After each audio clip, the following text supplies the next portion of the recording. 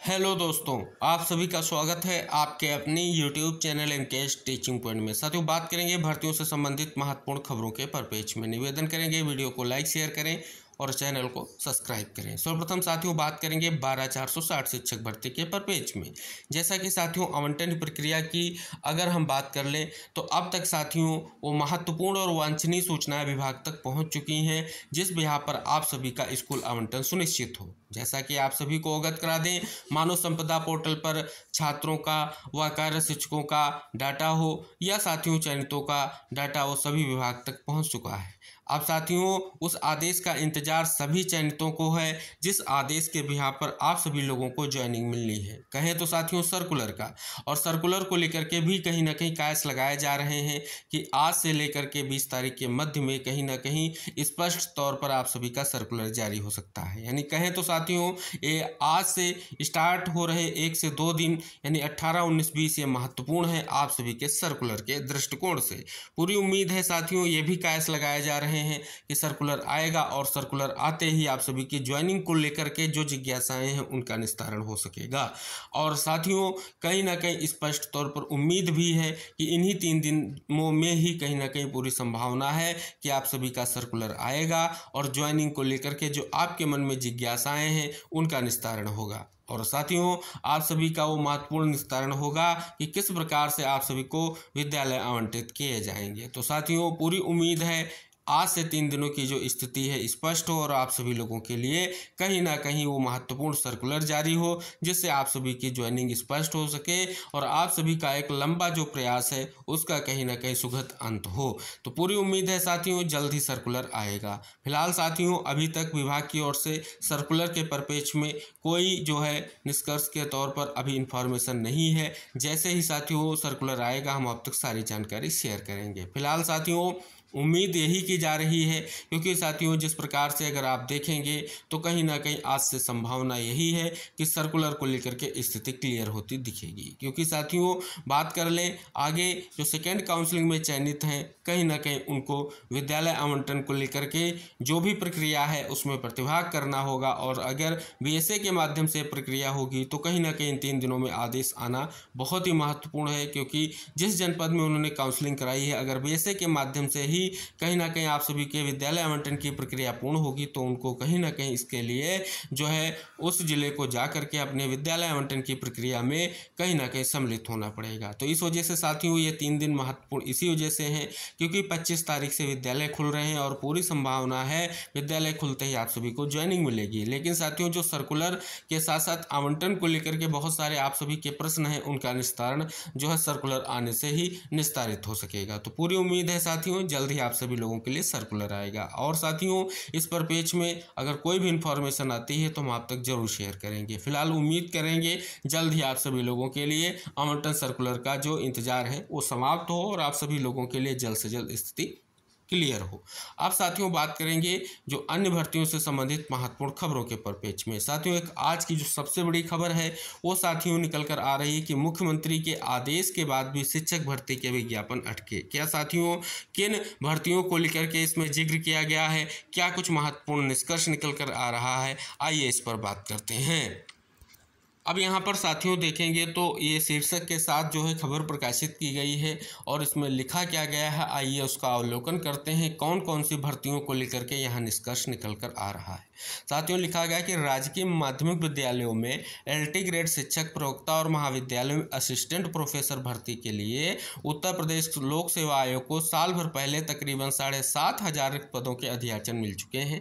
बीते दिनों सीएम ने अलग से बैठक कर भर्तियां शीघ्र शुरू करने के निर्देश दिए। इसके बावजूद दोनों भर्तियों के विज्ञापन अटके हैं। LT ग्रेड शिक्षक भर्ती के लिए पिछले विज्ञापन मार्च 2018 में आया था, तब 10,768 पदों पर भर्ती के लिए आवेदन मांगे गए थे। समकक्षारता के विवाद के कारण हिंदी जैसे विषय में शिक्षक भर्ती की प्रक्रिया अब तक जारी है। वहीं परीक्षा में हिंदी एवं सामाजिक विज्ञान विषय के पेपर लीक होने के आरोपों के कारण इन दोनों विषयों के परिणाम काफ़ी देर से जारी किए गए थे।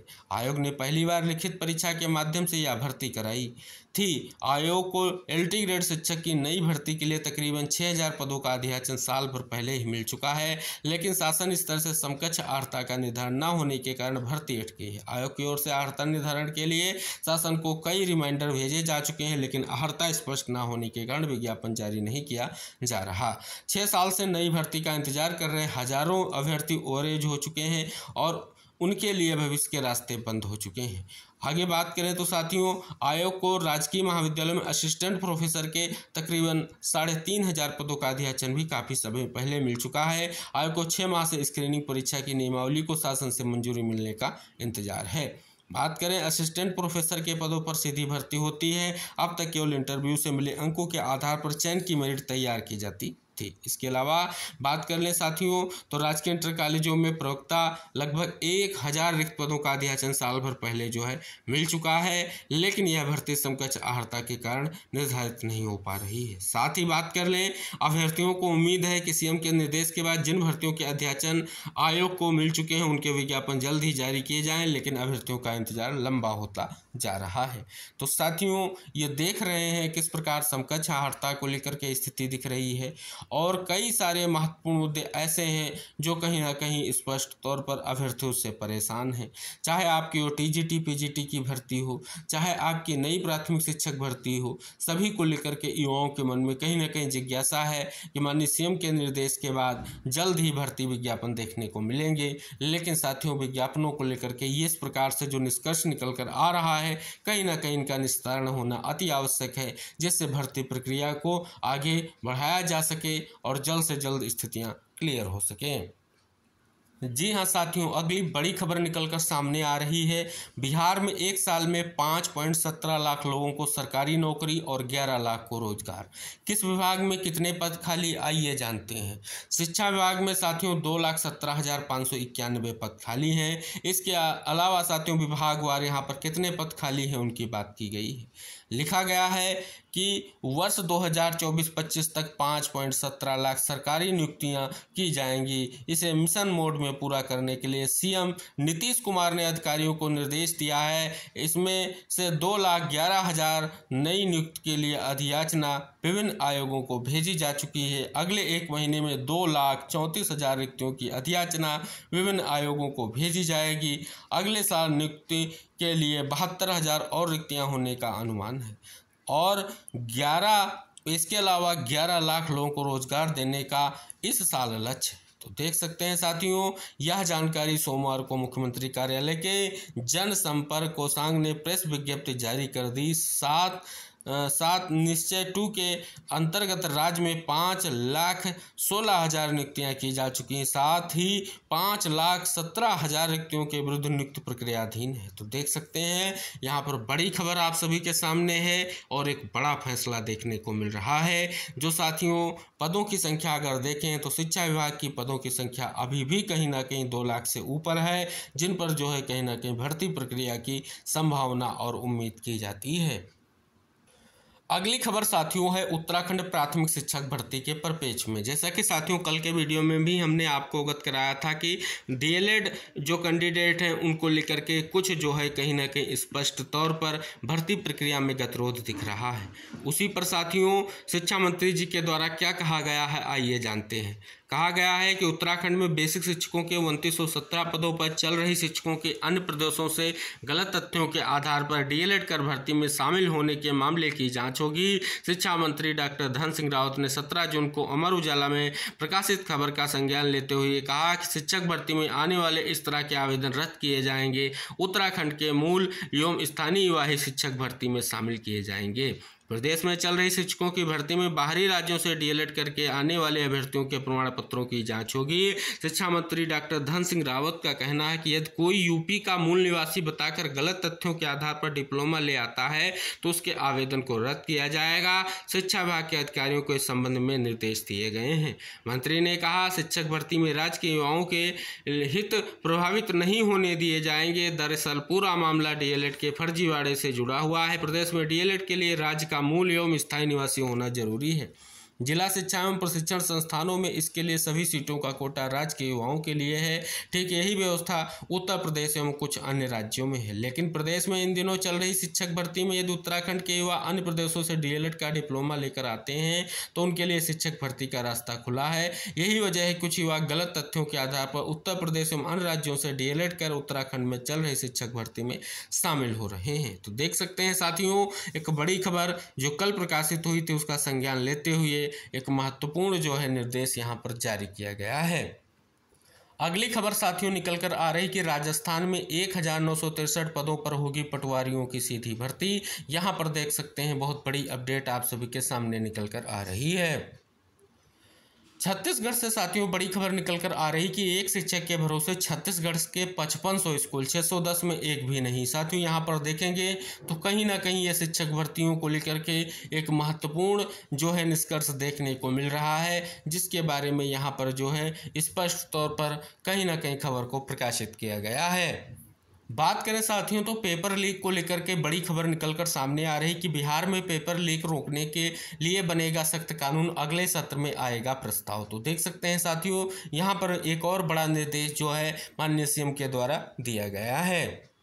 अगली खबर साथियों जो जुड़ी हुई है तो देख सकते हैं यूपी बिहार में 3.55 लाख देंगे सिलेक्शन पोस्ट परीक्षा। कर्मचारी चयन आयोग की ओर से सिलेक्शन पोस्ट फेज 12 परीक्षा 2024 उत्तर प्रदेश और बिहार के 69 केंद्रों पर 20 से 26 जून के बीच 5 कार्य दिवसों में कराई जाएगी। अगली खबर साथियों निकल कर आ रही कि 32 साल बाद बदलेगा पदोन्नति का कोटा।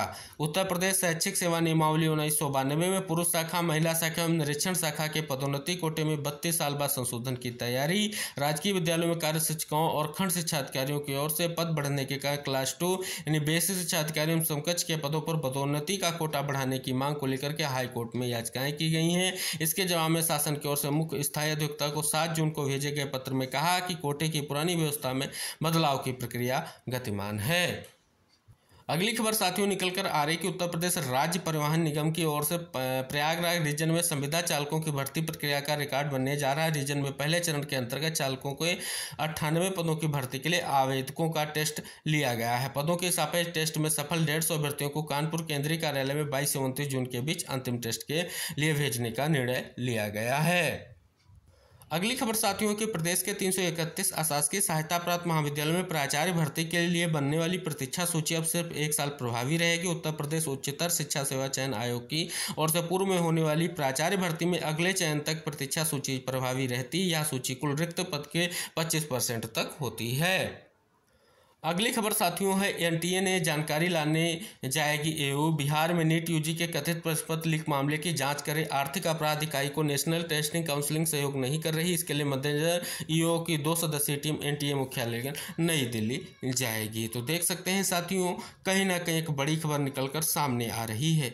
और साथियों परीक्षा देने वालों के माता पिता झेल रहे मानसिक पीड़ा, ये कहा है सपा अध्यक्ष अखिलेश यादव जी ने। तो साथियों ये थी आज की भर्तियों से संबंधित महत्वपूर्ण खबरें। निवेदन रहेगा वीडियो को शेयर करके चैनल को जरूर सब्सक्राइब कीजिएगा। नेक्स्ट महत्वपूर्ण अपडेट्स के साथ अगले वीडियो में हम फिर उपस्थित होंगे। तब तक के लिए बाय बाय, टेक केयर साथियों।